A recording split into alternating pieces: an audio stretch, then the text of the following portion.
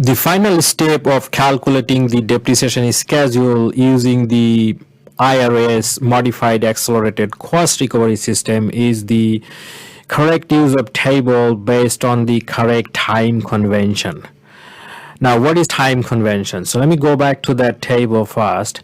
Here is this IRS document, which you can download from the IRS site, or I have a link in the openeducator.com. You can download from there too. So what is the half year, mid-year? So when you're going to use the depreciation schedule table, you will see that it will say half year, mid-year, quarter, mid-month. So table for different time convention. So the half year convention, which is actually the first thing that is started with this modified accelerated cost recovery system.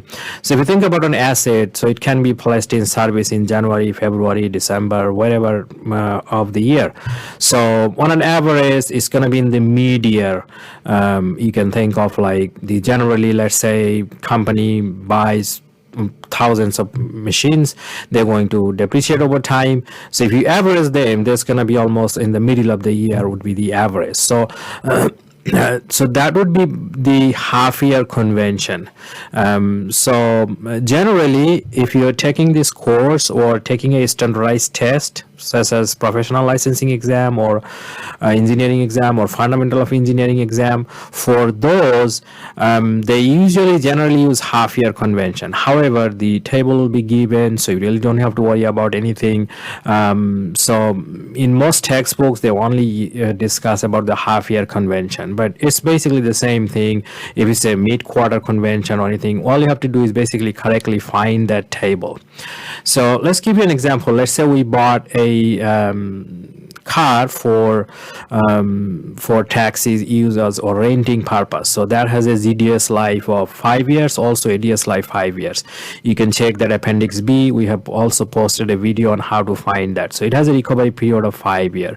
And let's say we're going to show you in both systems. So this GDS and ADS half year convention is table A8. So we can go to the table A8 and then let's see what's in there. Let me go to table A8. Here we go.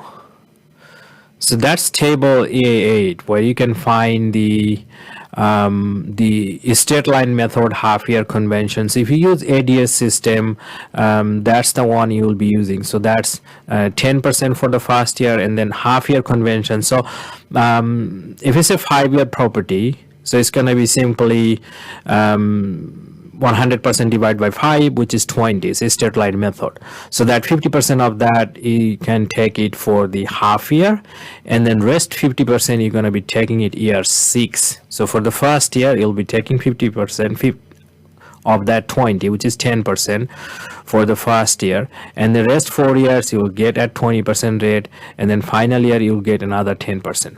So that's the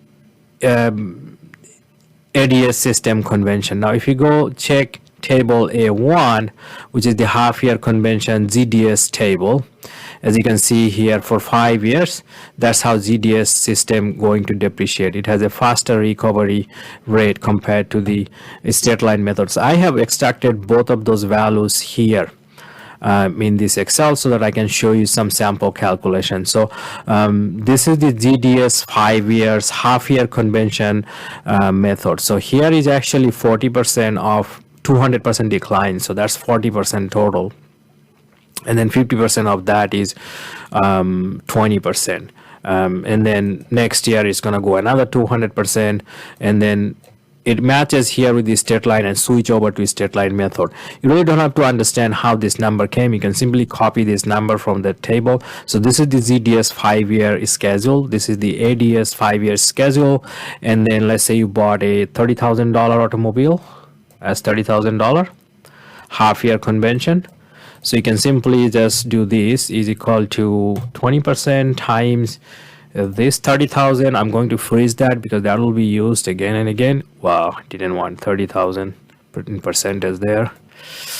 So just copy that down here, and then you can copy right here too. So that's the ADS system depreciation, that's the GDS system depreciation, and all of this sum to 300 because the IRS uses no salvage value in either of these systems. So you can simply sum them. Oh, Excel is very smart. So you can see they always sum to 100%. As these sums to 100%, these sum to 100%.